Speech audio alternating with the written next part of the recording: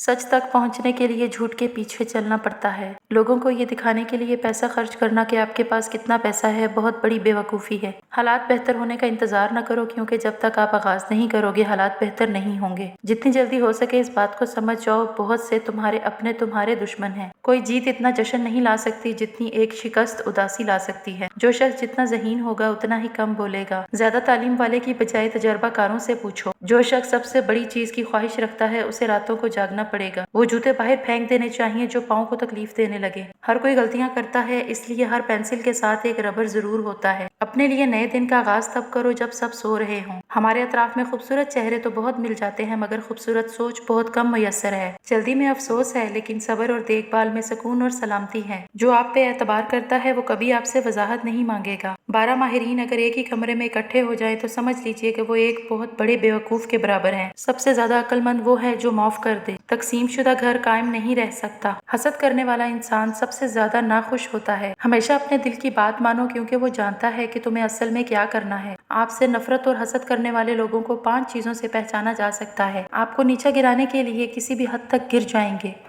आपकी खुशी से कभी खुश नहीं होंगे। आपके दुश्मन के दोस्त बनकर रहेंगे। आपके पीठ पीछे आपकी बुराई करेंगे।